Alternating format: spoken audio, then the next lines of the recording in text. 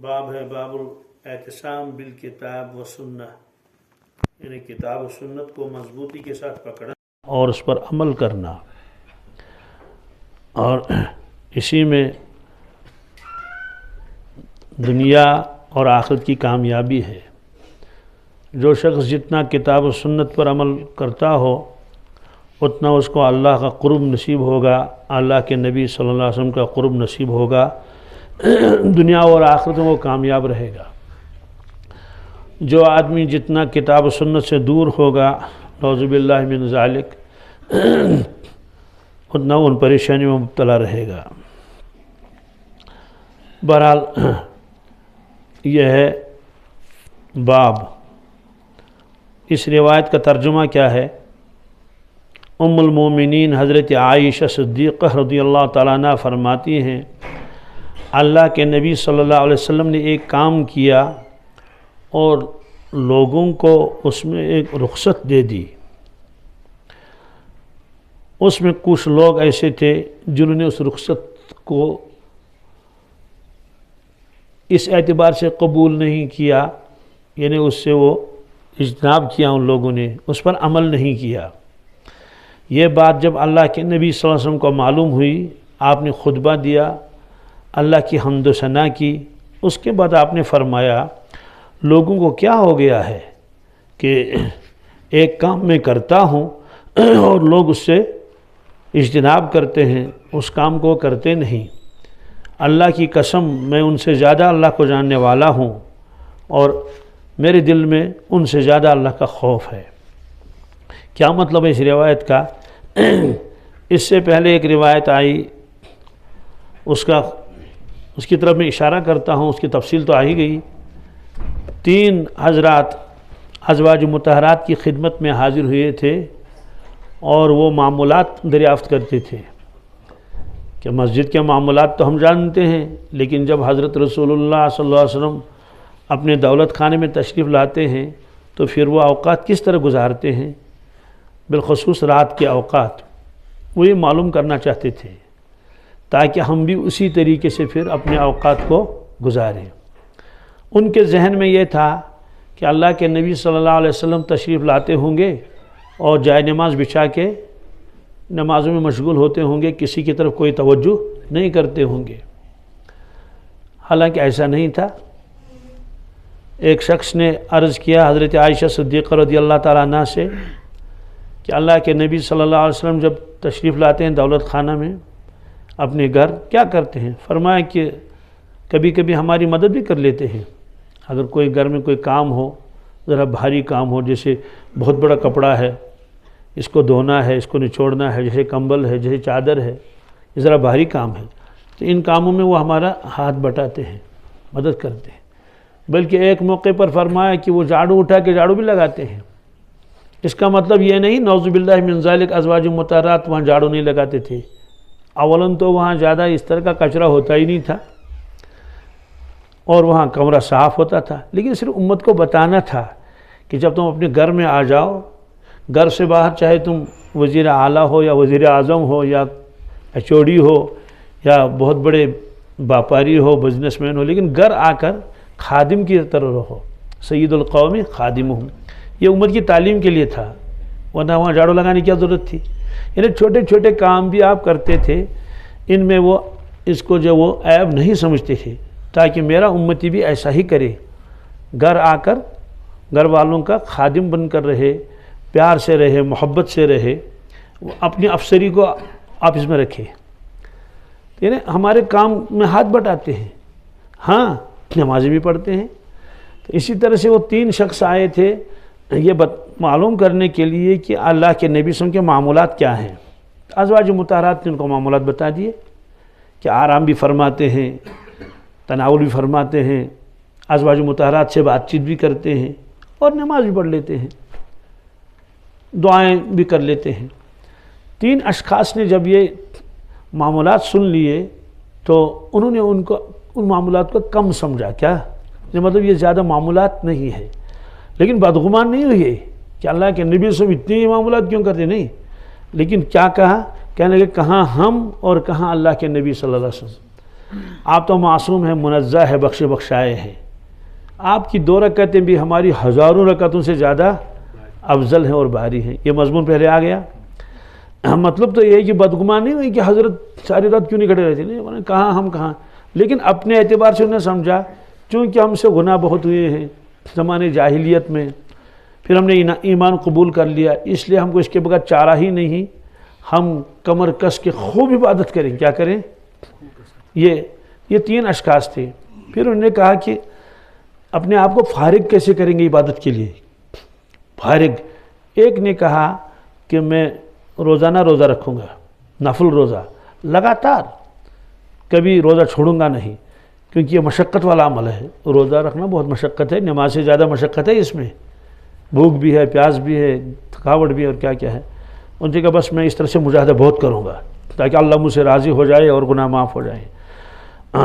دوسرے نے کہا کہ میں رات بھر نماز پڑھتا رہوں گا، رات بھر ہمیشہ وہ مشقت اٹھاؤں گا اور نفس کے ساتھ جنگ کروں گا، مجاہدہ کروں گا، سوؤں گا نہیں، دن میں سو جائے گا تھوڑا سا۔ تیسرے نے کہا کہ میں نکاح نہیں کروں گا، نکاح کروں گا تو بچے ہوں گے، ان کا خرچہ اٹھانا پڑے گا، کمانا پڑے گا، تو مجھے فرصت نہیں ملے گی عبادت کے لیے، اس لیے میں تو نکاح ہی نہیں کروں گا، نہ رہے بانس نہ بجے بانسری۔ جذبہ ان تینوں کا اچھا ہے، صحیح ہے نا؟ بھائی ایک آدمی کہتا ہے میں رات بھر نماز پڑھ لوں گا، ظاہر سی بات ہے، تو اس سے بڑھ کر سعادت مندی کیا ہو سکتی ہے؟ ایک آدمی کہا کہ میں روزانہ روزہ رکھوں، دوسرے نے کہا میں نکاح نہیں کروں گا تاکہ فارغ رہوں۔ کیا رہوں؟ فارغ رہوں، اپنے نفس پر اطمینان ہے۔ یہ باتیں اللہ کے نبی صلی اللہ علیہ وسلم کو معلوم ہوئی، کس طرح معلوم ہوئی یہ الگ مسئلہ ہے۔ تو ابھی یہ حضرات مسجد نبوی میں ہی تھے اور باتیں کر رہے تھے، حضرت تشریف لائے، فرمایا کیا تم لوگ ایسی ایسی باتیں کر رہے تھے؟ انہوں نے کہا حضرت بالکل۔ کہ آپ نے کیا کہا؟ میں نے کہا میں رات بھر نماز پڑھوں گا، اور آپ نے میں ہمیشہ روزہ رکھوں گا، اور آپ نے کہ میں نکاح نہیں کروں گا۔ آپ نے پر سنو، میں تم سے زیادہ اللہ سے ڈرنے والا ہوں، جتنا تم اللہ سے ڈرتے ہو اس سے زیادہ میں ڈرتا ہوں، اور میں آپ سے زیادہ متقی ہوں۔ ظاہر سی بات ہے، اللہ کے نبی صلی اللہ علیہ وسلم جیسا متقی کون ہو سکتا ہے؟ یہ تو وہم و گمان میں بھی نہیں۔ فرمایا اس کے باوجود میں روزہ بھی رکھتا ہوں، لیکن نہیں بھی رکھتا ہوں، نہیں بھی ہمیشہ میں مسلسل روزہ نہیں رکھتا ہوں، چھوڑتا ہوں، اور نماز بھی پڑھتا ہوں لیکن سوتا بھی ہوں، رات کو آرام بھی کرتا ہوں، تہجد بھی پڑھ لیتا ہوں، اور میرے نکاح ہیں، میں نکاح کرتا ہوں تاکہ اہل و عیال کی خبرگیری بھی کر لے، اور تاکہ امت کو معلوم ہو جائے کہ کیا سلوک کرنا ہے اپنے اولاد کے ساتھ، اپنے گھر والوں کے ساتھ۔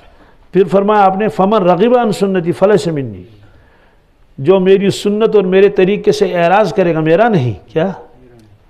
اب اس کا مطلب تو یہ ہے اگر کوئی آدمی اللہ کے نبی صلی اللہ علیہ وسلم کے طریقے پر نہیں چلتا ہے، سستی کی وجہ سے، کہالت کی وجہ سے، ثواب سے محروم تو ہو ہی جائے گا۔ تو اس کے منی کا مطلب ہے کہ میرے طریقے پر نہیں۔ کیا؟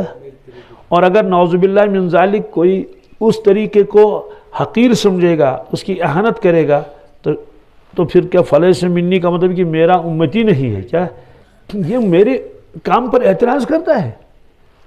یہ تو اعتراضی ہے نا، ایک قسم کا اعتراض ہے کہ ہم یہ نہیں کریں گے، نبی نے کیا۔ تو اسی سلسلے کی ایک روایت یہ ہے، یہ روایت کیا ہے؟ روایت یہ ہے کہ ایک ہوتی ہے رخصت، ایک ہے عزیمت۔ کیا؟ پہلے اس کو سمجھنا ہے تب یہ روایت سمجھ میں آئے گی۔ عزیمت کا مطلب کیا ہے؟ روزہ فرض ہے، روزہ فرض ہے، لیکن ایک آدمی سفر میں جا رہا ہے، شرعی سفر ہے، 77 کلومیٹر سے دور، مثلا عمرے کے لیے گیا، رمضان کا مہینہ ہے، رمضان کا، اب اگر وہ روزہ رکھے گا یہ عزیمت ہے، اس میں مشقت ہے، ثواب بھی مل جائے گا۔ لیکن اگر وہ کہے گا کہ میں روزہ نہیں رکھوں گا، شریعت نے اجازت دی ہے، رخصت دی ہے، اس کی اجازت ہے، اس کی۔ تو 2 آدمی یہاں سے گئے عمرہ کرنے کے لیے، ایک نے روزہ رکھا، دوسرے نے روزہ نہیں رکھا، تو جس نے روزہ رکھا اس کو کہیں گے عزیمت پر اس نے عمل کیا۔ کیا؟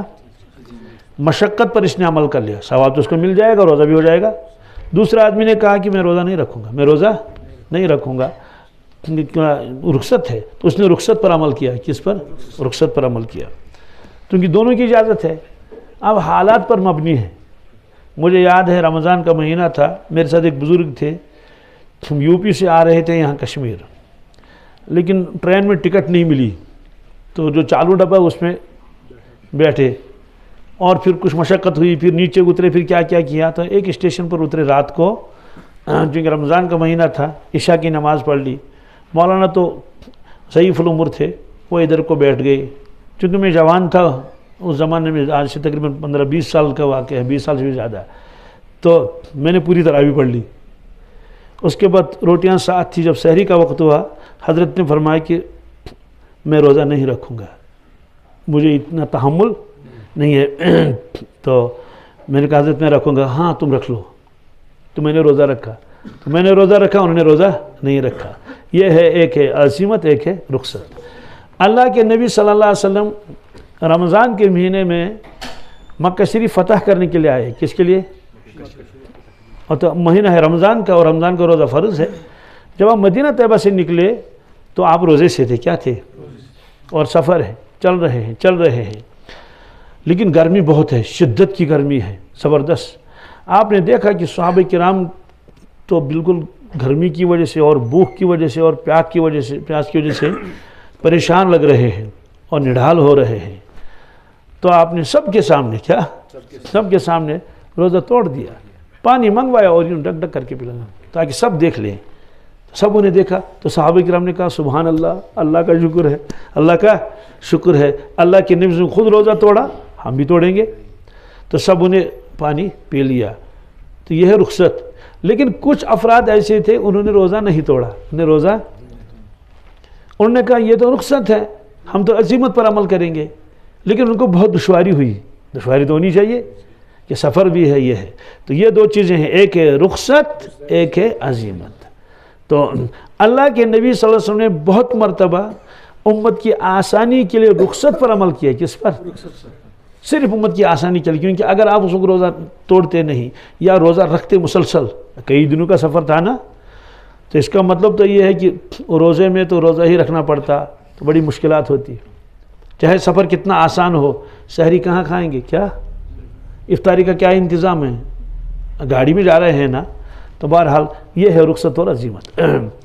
ایک آدمی کو معلوم ہے کہ وہ زیادہ بھوک برداشت نہیں کر پاتا ہے، اس کے لیے اجازت ہے کہ وہ رخصت پر عمل کرے۔ کیا؟ ہم لوگ رمضان میں جاتے ہیں عمرے کے لیے، لیکن دکھ بہت ہوتا ہے، یہاں سے جب نکلتے ہیں تو لوگ روزہ رکھتے ہیں، آپ ایئرپورٹ پر پھر جو وہ دلی سے بدل دیے فلائٹ چلے گئے، تو ہوتا کیا ہے، انڈیا اور سعودیہ ان کے 2.5 گھنٹے کا فرق ہے۔ کتنا؟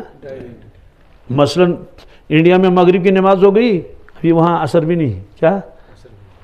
تو انڈیا والے کیا کرتے ہیں، بہت سارے جن کو مسئلہ معلوم نہیں ہے، وہ جہاز میں انڈیا کے ٹائم کے اعتبار سے افطار کرتے ہیں، حالانکہ اس وقت سورج تو بالکل نظر آ رہا ہے۔ تو میں نے اس سلسلے میں لوگوں سے بھی بات کر لی، جہاز کا جو عملہ ہے ان سے بھی بات کر لی، انہوں نے اعلان کیا کہ بھائی آپ کے لیے اب وہ ہوگا، لنچ دیا جائے گا، کھانا دیا جائے گا۔ میں نے ان سے کہا کہ آج ہمارا روزہ ہے، اس لیے ہم اس وقت نہیں کھا سکتے ہیں، آپ سب جو سورج ڈوب جائے گا۔ انہوں نے کہا نہیں، ہمارا اصول ہے ہمارا۔ پھر میں نے اعلان کر دیا ساتھیوں سے، میں نے کہا بھائی جن کا روزہ ہے، روزہ توڑنا نہیں، تو ان سے بات کر لی، ہم نے کہا ہاں یہ اس کو رکھ لیں گے، ہم لے کے رکھیں گے اپنے ٹھیلے میں۔ کہا ٹھیک ہے، آپ کی مرضی ہے۔ اب جن لوگوں کے ذہن میں ہے کہ ہم نے انڈیا میں چونکہ روزہ رکھا ہے، تو بس جب انڈیا کا ٹائم ہو گیا گھڑی دیکھ کر تو انہیں روزہ کھولا۔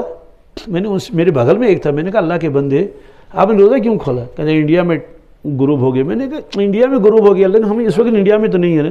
میں نے کہا ٹھیک ہے، افطار کر لیا آپ نے، بہت اچھا، مغرب کی نماز پڑھ لو۔ کیا؟ کہ مغرب کی نماز کیسے پڑھیں گے، ابھی تو سورج ڈوبا نہیں۔ میں نے کہا پھر افطاری کیسی کی؟ تو بہرحال ان لوگوں کے لیے یہ ہے کہ وہ روزہ نہ رکھیں۔ کیا نہ رکھیں روزہ، بس، کیونکہ وہ مشقت برداشت نہیں کر سکتے۔ تو الحمدللہ جو ہمارے ساتھی تھے جن کو ہماری بات پر اعتماد تھا، تو میں نے ان سے کہا، جہاز میں اعلان کیا، میں نے کہا بھائی یہ جو انہیں کھانا دے دی اس کو رکھو، اور جب تک سورج ڈوب نہ جائے تب تک روزہ مت کھولو۔ تو بہرحال ہم نے تو اپنے وقت پر کھولا۔ ہاں 2.5 گھنٹے علاوہ ہو گئے، 2.5 گھنٹے تو ہونا ہی چاہیے، ظاہر سی بات ہے۔ تو یہ ہے، ایک ہے رخصت، ایک ہے عزیمت۔ ایسے اللہ کے نبی صلی اللہ علیہ وسلم نے بہت مرتبہ نفل نماز بھی نیچے بیٹھ کر پڑھ لی۔ کیا پڑھ لی؟ نیچے بیٹھ کر پڑھنے والی، تاکہ امت کو معلوم ہو جائے کہ اگر کوئی نفل بیٹھ کر پڑھنا چاہے تو اس کی اجازت ہے، تو نفل نماز میں کھڑا ہونا فرض نہیں ہے۔ ہاں اگر کوئی نفل نماز کھڑے ہو کر پڑھ لے، کیا پڑھ لے، تو اس کو پورا ثواب ملے گا، اور اگر صحت مند ہے، تھکاوٹ نہیں ہے، نیچے بیٹھ کر اگر پڑھ لے گا تو آدھا ثواب ملے گا۔ کتنا؟ اللہ کے نبی صلی اللہ علیہ وسلم کو پورا ثواب ملتا تھا، چاہے آپ بیٹھ کے نفل پڑھیں یا کھڑے ہو کر، آپ کی خصوصیت تھی۔ حضرت شیخ الہند مولانا محمود الحسن رحمۃ اللہ تعالیٰ علیہ وطر کے بعد بیٹھ کر نماز پڑھتے تھے، 2 نفل۔ شاگرد نے کہا حضرت اس میں آدھا ہی ثواب ہے، کیا ہے؟ انہوں نے کہا یہ تو میں بھی جانتا ہوں، یہ تو کہا پھر حضرت آپ کیوں نہیں کھڑے ہو کر پڑھتے ہیں، آپ تو ابھی صحت مند ہے ماشاءاللہ۔ انہوں نے کہا کہ اتباع سنت میں ہی زیادہ مزہ لگتا ہے، بھلے ثواب کم ملے، کیا بھلے ثواب، وہ تو جذبہ ہی دوسرا ہوتا ہے۔ تو اللہ کے نبی صلی اللہ علیہ وسلم نے بہت مرتبہ امت کی آسانی کے لیے ایک کام کر لیا تاکہ امت مشکلات میں نہ پڑے، تو یہ وہی روایت ہے۔ تو جب آپ نے دیکھا کہ ہم نے تو روزہ توڑا اور بہت سارے صحابیوں نے روزہ ہی نہیں توڑا، تو آپ نے فرمایا کہ لوگوں کو کیا ہو گیا ہے، جب میں ایک کام کو کرتا ہوں تو لوگ اس سے ہٹتے کیوں ہیں، اس سے اجتناب کیوں کرتے ہیں، کہ ان کو بھی روزہ توڑنا چاہیے۔ جب اللہ کے نبی صلی اللہ علیہ وسلم نے رخصت پر عمل کیا تو میرے صحابی رخصت پر عمل کیوں نہیں کریں گے؟ بہرحال عزیمت کا بھی اس کی بھی اجازت ہے اور رخصت کی بھی اجازت ہے۔ اب یہ مبتلا بھی ہی جو آدمی جو کرے اس کے اوپر عمل کر لے۔ تو بہرحال تو رخصت پر عمل کرنا گویا کہ یہ اعتصام بالکتاب و سنت ہے۔ تو یہ آپ نے فرمایا، اور یہ فرمایا کہ میں تم سے زیادہ جانتا ہوں اللہ تعالیٰ کو، کیا؟ اس کا مطلب تو یہ ہے کہ رخصت پر عمل کرنا ہی اس وقت اللہ کو پسند ہے، اللہ تعالیٰ کو پسند ہے، اور میں تم سے زیادہ اللہ سے ڈرنے والا ہوں، مطلب تو یہ کہ خشیت میرے اندر ہے تم سے زیادہ، پھر بھی میں نے یہ عمل کیا، اس میں کوئی حکمت اور راز ضرور ہوگا۔ تو یہ آپ نے بتا دیا۔ معلوم یہ ہوا کہ جب رخصت بھی ہو اور عزیمت بھی ہو، اور اس وقت جو ہے رخصت پر بھی عمل کر سکتے ہیں، اس رخصت پر بھی عمل کر سکتے ہیں جہاں دونوں اجازت ہوں، لیکن چونکہ یہاں اس وقت رخصت پر عمل کرنا افضل تھا چونکہ گرمی کا موسم تھا۔ اسی طرح سے ایک موقع پر کچھ لوگوں نے روزہ رکھا تھا، کچھ نے نہیں، سفر تھا، تو جن کا روزہ تھا پیاس تو بہت لگتی ہے، 50 ڈگری ہے گرمی اور 55 ڈگری ہے، تو ایک جگہ آپ نے پڑاؤ ڈالا، تو جو روزے سے تھے وہ آ کے یوں پڑ گئے، تو روزہ ہے نا، ہمت ہی نہیں، تو جن کا روزہ نہیں تھا تو انہوں نے ان کے اونٹوں کو اور ان کے گھوڑوں کو ان کو ان لوڈ کر لیا، جو ان کے اوپر بوجھ تھا وہ نیچے اتارا اور خیمے کھاڑ دیے۔ کنہوں نے؟ جن کا روزہ نہیں تھا، دودھ کھاؤ یوں بس، یہ روزہ کر لیے اور پانی کا انتظام کر لیا اور باقی ساری چیزیں کر لی۔ یہ تو اس موقع پر آپ نے فرمایا جن لوگوں کا روزہ ہے، کیا ان کا تو ثواب ہے ہی، جن لوگوں کا روزہ نہیں ہے آج وہ ثواب میں آگے بڑھ گئے، یعنی جنہوں نے روزہ نہیں رکھا تھا وہ ثواب میں آگے بڑھ گئے۔ کہ کیوں؟ کہتے انہوں نے تو اپنا کام بھی کیا، ساتھیوں کا بھی کام کیا، خیمے لگائے اور کام کیا اور وہ کیا اور یہ کیا، فرمایا کہ آج ثواب میں یہ لوگ بڑھ گئے آگے۔ تو معلوم یہ ہوا کہ کبھی کبھی ایسا بھی ہوتا ہے وہ رخصت پر عمل کرنے والا رخصت پر ثواب میں بڑھ جاتا ہے عزیمت پر عمل کرنے والے کے مقابلے میں۔ پھر دوسری بات یہ ہے کہ اللہ تعالیٰ بھی چاہتا ہے کہ میرا بندہ میری رخصت کو قبول کرے، میرا بندہ میری رخصت کو، اسی لیے ہم جب سفر کرتے ہیں احناف تو ہمارے یہاں نماز کا جو قصر ہے یہ ہمارے یہاں لازم ہے، اور ہم کو معلوم ہے کہ ہم جا رہے ہیں، جو ہے کوئی دلی جا رہا ہے، کوئی جموں جا رہا ہے، کوئی جدہ جا رہا ہے، تو ہم لوگ قصر کرتے ہیں۔ قصر کا مطلب تو یہ ہے فرض نماز جو 4 رکعت والی ہے اس میں 2 رکعتیں، ظہر میں 2 رکعتیں، عصر میں 2 رکعتیں، عشاء میں 2 رکعتیں، چونکہ مغرب میں قصر نہیں اور وطر میں قصر نہیں تو قصر کر لیتے ہیں۔ ہمارے یہاں یہ حکم ہے اللہ کا، اور قرآن پاک میں جہاں یہ نماز کا تذکرہ ہے وہاں قید ہے اگر خوف ہو، کیا تو صلاۃ القصر پڑھ لو۔ حضرت عمر فاروق رضی اللہ تعالیٰ نے عرض کیا یا رسول اللہ صلی اللہ علیہ وسلم اب تو خوف رہا نہیں، اب تو خوف تو کیوں نہ ہم پوری نماز پڑھ لیں سفر میں؟ آپ نے فرمایا یہ اللہ کا انعام ہے، اللہ کا ہے، اس کو واپس مت کرو، اس کو قبول کر لو۔ اس لیے اب انسان چاہے کتنے آسان سفر میں ہو، تو جب نماز کا وقت ہوگا تو قصر کرنی پڑے گی۔ کیا پڑھنی ہوگی؟ قصر کرے گی۔ تو یہ حکم ہے۔ اب سوال ہے کہ سنتوں کا کیا حکم ہے؟ سنتوں کے کیا حکم ہے؟ کہتے ہیں کہ جب سفر میں آدمی ہو اور جلدی ہو، جہاز پکڑنا ہے یا جہاز میں سوار ہونا ہے، یہ ساری چیزیں ہیں، یا قافلے چل رہے ہیں، اس وقت افضل ہے بھائی اپنی 2 رکعتیں نماز پڑھ کے چلو، 2 رکعتیں ظہر کی پڑھ کے چلو جاؤ، اس وقت افضل یہی ہے۔ لیکن اگر ہے کہ دلی پہنچ گئے، ابھی 3 دن دلی میں ہی قیام کرنا ہے، 2 دن قیام کرنا ہے، پھر آگے سفر ہے، تو اب کوئی تھکاوٹ نہیں ہے، کوئی وہ نہیں ہے، تو نماز تو قصر کرنی پڑے گی، فرض نماز۔ ہاں اگر وہاں کے امام کے پیچھے پڑھ لے تو پوری پڑھ لے، لیکن اگر اپنی جماعت ہے تو قصر کر لے۔ اور سنتوں کا کیا حکم ہے؟ سنتیں پوری پڑھ لے، سنتیں، کیونکہ اب تھکاوٹ تو رہی نہیں، اور اب جو ہے جلدی بھی نہیں ہے۔ جیسے ہم لوگ مدینہ طیبہ جاتے ہیں نا 10 دن کے لیے، کیا شرعی اعتبار سے ہم لوگ تو مسافر ہوتے ہیں وہاں، کیونکہ 15 دن سے کم آدمی جو ہے مسافر ہی سمجھا جاتا ہے۔ ہاں اگر کوئی آدمی ایک ساتھ 15 دن کی نیت کرے، کتنے؟ ایک ساتھ گیا مدینہ طیبہ پہنچا، 15 دن یہی رہنا ہے، مقیم کے حکم میں ہے۔ اب اس کو پوری نماز پڑھنی ہے، چاہے اکیلے پڑھ لے چاہے امام کے پاس پیچھے پڑھ لے۔ تو ہم لوگ جب وہاں جاتے ہیں تو 10 دن کے لیے ہوتے ہیں، بعض لوگ 8 دن کے لیے۔ ہم لوگ کیا کرتے ہیں الحمدللہ، تو وہاں تہجد بھی، کیونکہ وہاں تو ظاہر سے گئے عبادت کے لیے، تہجد بھی، اشراق بھی، چاش بھی، اوابین بھی، صلاۃ الحاجات بھی، صلاۃ التسبیح بھی، جس کو جتنی توفیق ہے، تو اور باقی 5 نمازیں جماعت کے ساتھ پڑھنے کی کوشش کرتے ہیں۔ تو سنتوں کو چھوڑتے نہیں، سنتوں کو۔ تو اب اس میں کیا ہے، تو سنتوں کو چھوڑنا یہ رخصت ہے، کیا ہے؟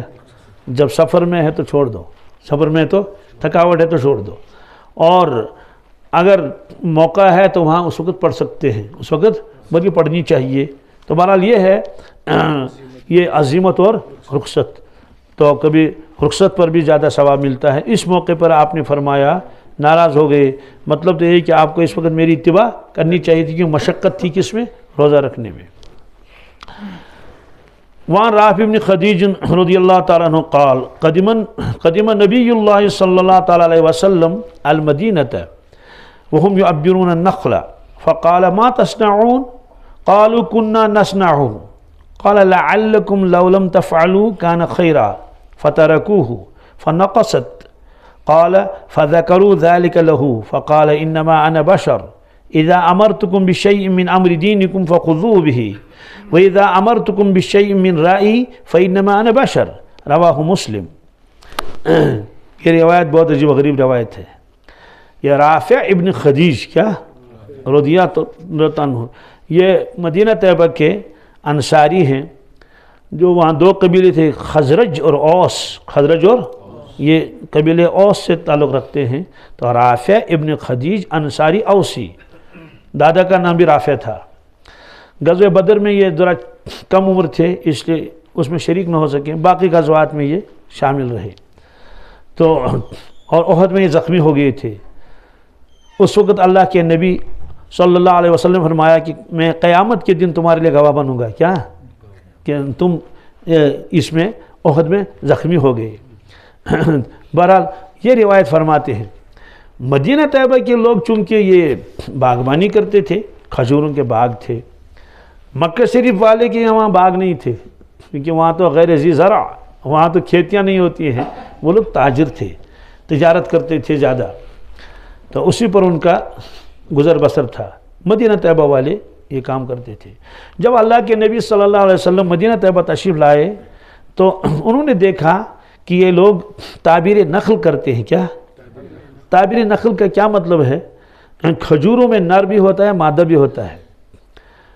نر کھجور کی تعداد کم ہوتی ہے، مادہ کھجوروں کی تعداد زیادہ ہوتی ہے۔ درخت جب موسم بہار آتا ہے تو پھول اس کے بھی نکلتے ہیں، پھول اس کے بھی نکلتے ہیں، تو پھول جب آگے بڑھ جائیں گے جو مادہ والا ہوگا اس میں تو پھل پڑتا ہے، لیکن اس میں تو وہ پھل نہیں آتا ہے، بالکل شروعات میں ہی۔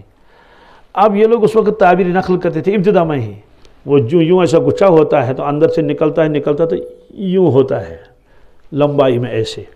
تو یہ لوگ کیا کرتے ہیں، جو نر کھجور ہے ان کو معلوم ہے نر کھجور ہے، تو اس کا وہ پھول جو وہ کاٹ کے لاتے ہیں، وہ پھول اوپر سے یوں نیچے سے ایسی ڈنڈی ہوتی ہے، یوں کاٹ لیا آ گئے. پھر اس کو الگ بھی کر سکتے ہیں، ایک یعنی ایک شاخ، چھوٹی چھوٹی شاخیں ایسے نکالتے ہیں، ایسے نکالتے ہیں. جیسے پھول ہوتا ہے لیکن اس کو دوسری قسم کا پھول ہوتا ہے ایسے. پھر وہ ایسے نکالتے ہیں تو جو یہ مادہ کھجور ہیں تو ان میں جو کھجور اب نکلنے والا ہے، ابھی نکلا ہوا ہے، تو یہ وہ ایک شاخ اٹھا کے یوں اس کے اندر ڈال دیتے ہیں.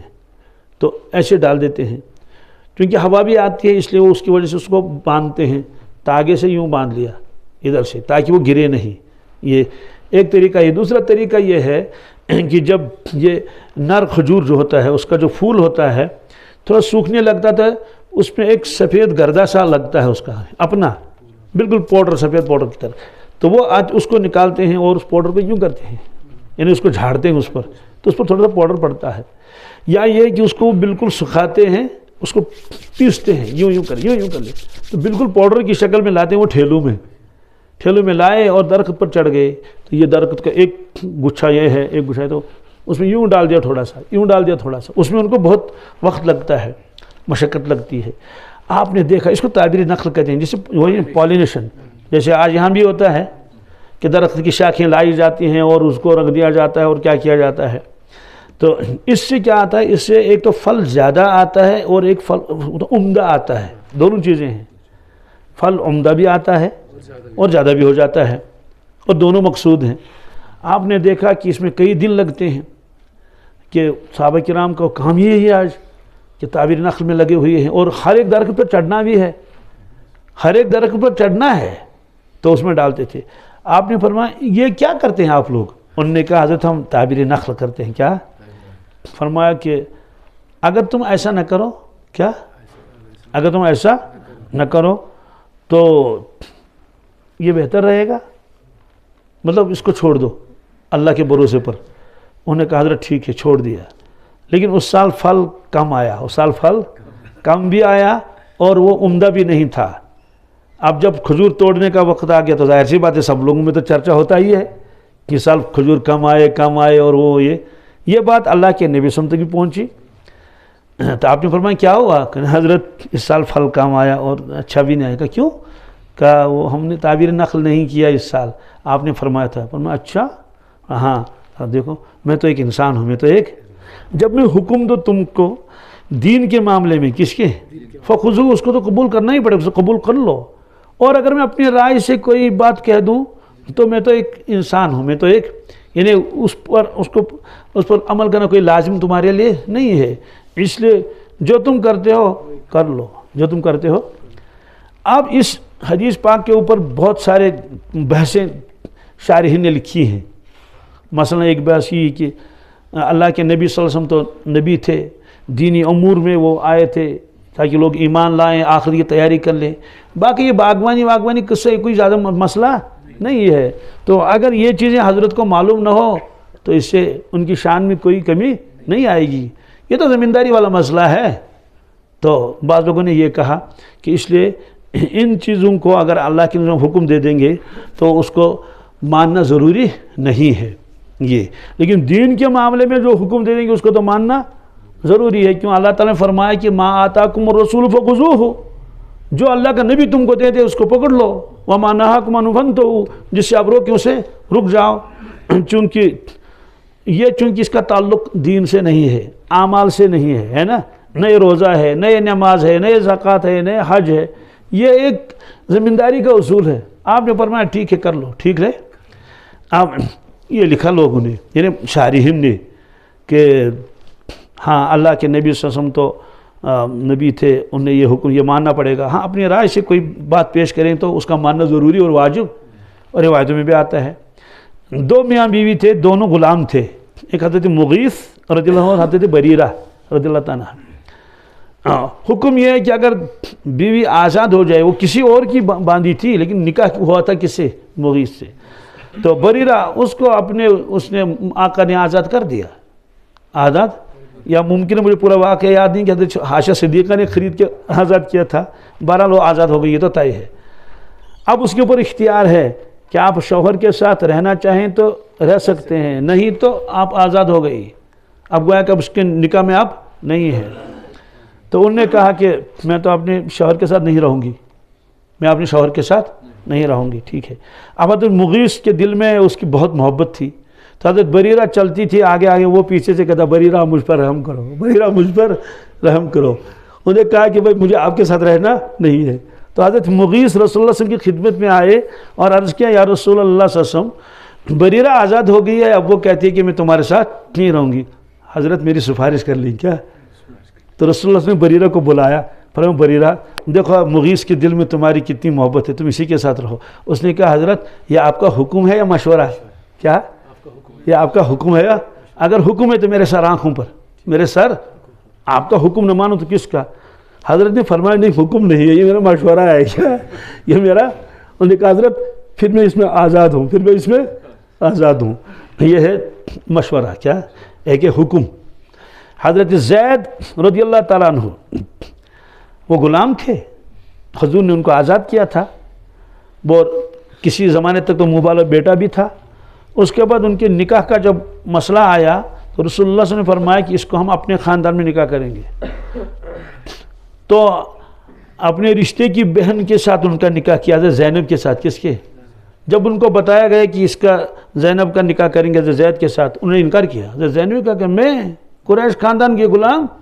ان کے بھائی نے کہا یہ تو نہیں ہو سکتا، یہ تو آیت نازل ہوئی کہ اللہ کا حکم ہے، نبی کا حکم ہے، کیا کسی امتی کے اختیار میں نہیں ہے کہ وہ اللہ اور نبی کے حکم کے خلاف کرے۔ جب انہوں نے سنا یہ تو حکم ہے، انہوں نے کہا سر آنکھوں پر، کیا نکاح ہو گیا۔ تو بہرحال یہ ہے ایک مشورہ ہے کہ حکم تو ماننا ہی پڑے گا۔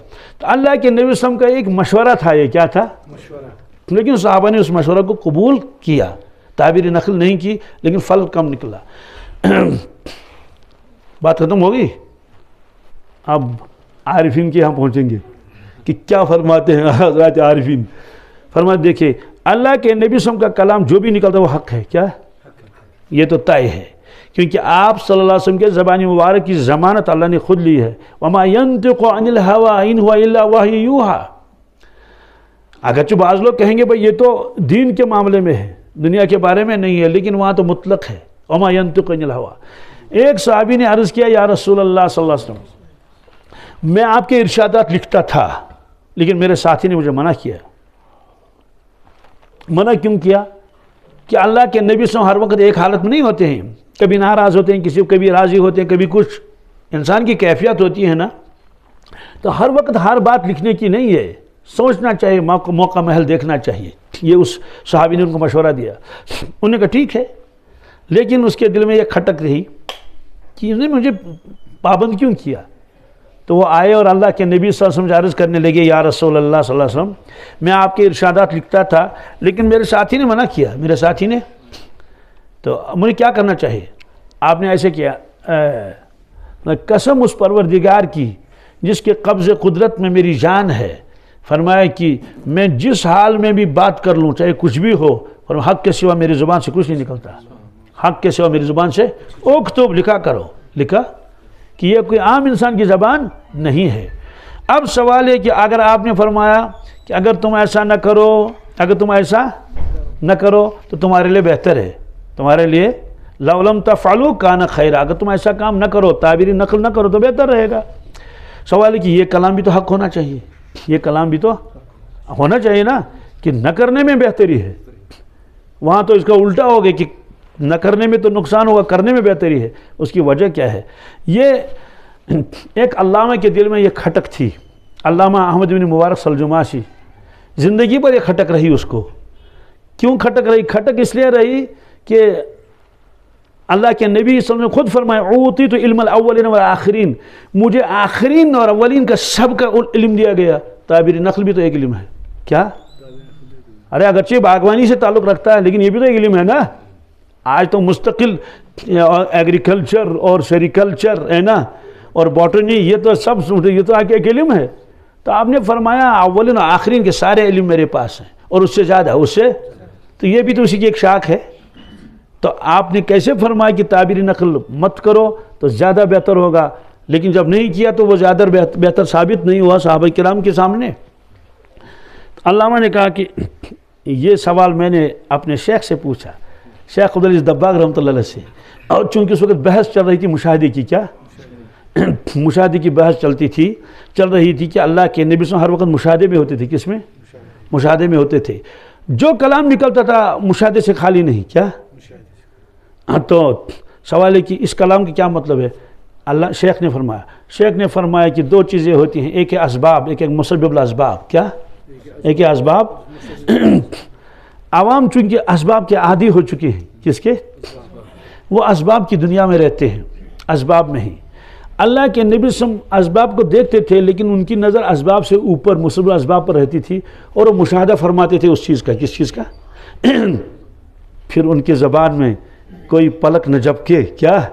کوئی رگ نہ پھڑکے، کوئی بادل حرکت نہ کرے مگر اللہ کے حکم سے، کس سے؟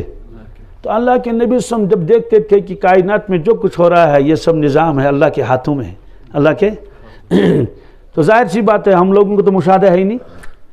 تو فرمایا کہ جو ہمارا ایمان بالغیب ہے، مشاہدہ تو نہیں ہے، چونکہ ایک شخص اسباب کا عادی ہو چکا ہے تو اسباب اس کو اپنی طرف کھینچتے ہیں، کیا؟ ادھر آ اسباب اختیار کر۔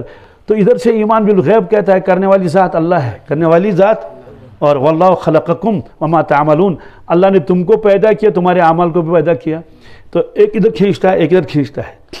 جب یہ غلبہ ہوتا ہے کہ کرنے والی ذات اللہ ہے، کیا؟ شفا اللہ کے ہاتھ میں، یہ ساری چیزیں تھوڑا ایک دو روز تک ادھر کو جاتا ہے، کدھر کو؟ لیکن چونکہ مشاہدہ نہیں ہے، کیا؟ چونکہ اسباب کا عادی ہو چکا، اسباب کھینچتے ادھر آ جا، دوائی چھڑکنی پڑے گی، کیا؟ تو فرمایا اب کیا کریں، تو تذبذب میں ہے نا، کبھی وہ چیز غالب، کبھی یہ چیز غالب۔ لیکن جو مشاہدہ کرتا ہے اسباب کا کھچاؤ اس میں ہے ہی نہیں، اسباب کا کھچاؤ، کیونکہ اسباب تو نیچے درجے کے ہیں نا، اسباب تو نیچے کے درجے ہیں۔ ایک آدمی یوں دیکھتا ہے تو بادل سے پانی برس رہا ہے نا، وہ تو دیکھ رہا آسمان سے، دوسرا آدمی ہوائی جہاز میں، وہ بادلوں کے اوپر ہے، وہ بادلوں کے، تو ظاہر سی بات ہے وہاں تو بادل ہے ہی نہیں، بادلوں کی دنیا ہے ہی نہیں وہاں، وہ بادل سے نیچے ہیں۔ تو فرمایا کہ اللہ کے نبی صلی اللہ علیہ وسلم کیونکہ مشاہدہ فرما رہے تھے، کیا؟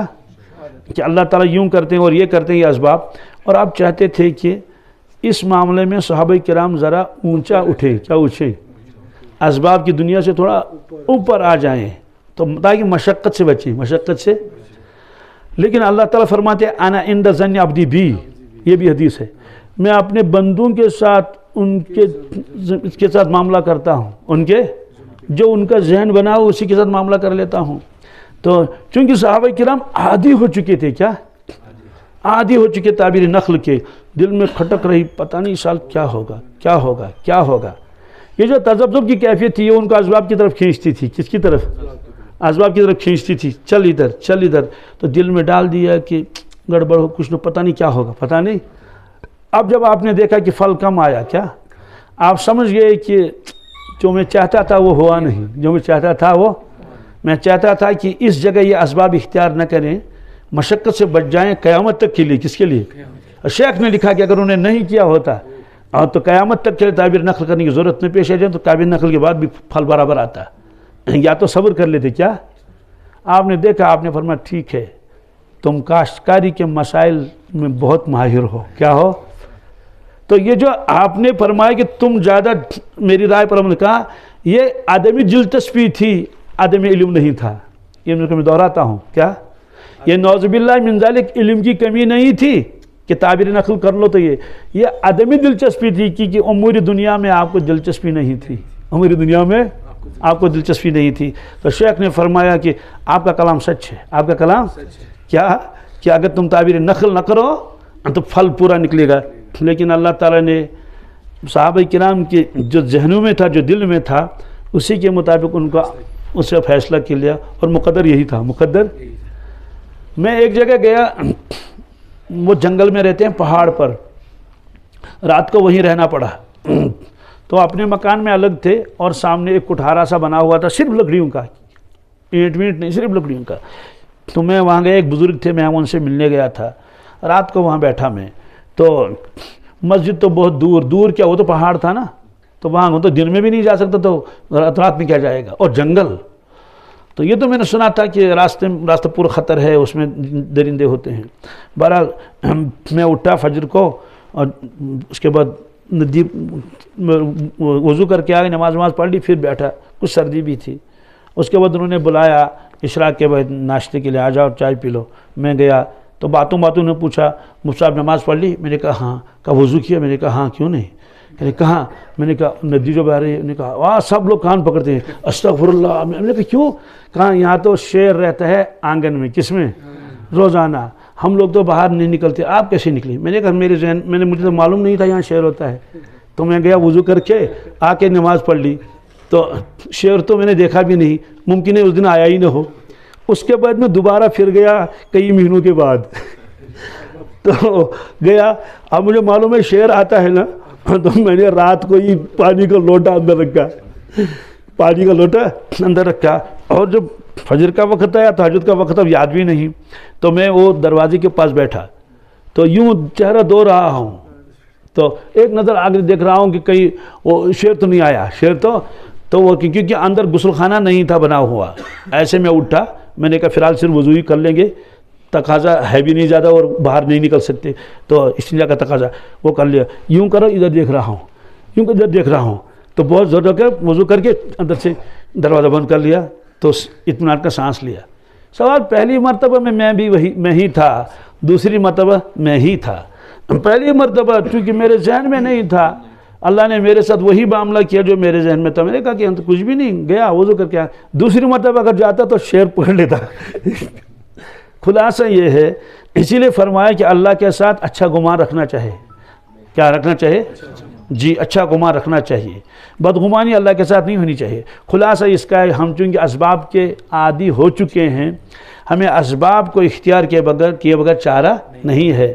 لیکن اللہ کے نبی صلی اللہ علیہ وسلم جو ہے وہ اسباب کی دنیا سے اور دوسری دنیا کا مشاہدہ فرماتے تھے.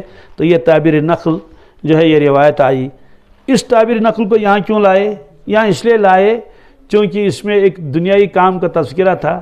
اللہ کے نبی سے فرمایا کہ بھائی جو تم کرتے وہ کر لو، اس میں میرا حکم مانا تمہارے لیے فرض نہیں ہے. اور آپ نے حکم بھی نہیں فرمایا، صرف فرمایا تھا اگر تم ایسا نہ کرو، اگر تم ایسا تو تمہارے لیے بہتر ہے. تو علامہ نے جب یہ جواب سن لیا، میں نے اس کا خلاصہ بتا دیا. اصل الفاظ میرے پاس نہیں ہے. شیخ نے جو اس وقت تقریر کی تعبیر نقل کے اوپر، علامہ کہنے لگے بلا تم نے ایسا جواب کہیں دیکھا، سنا ہے؟ ظاہر سی بات سنا بھی کہیں نہیں.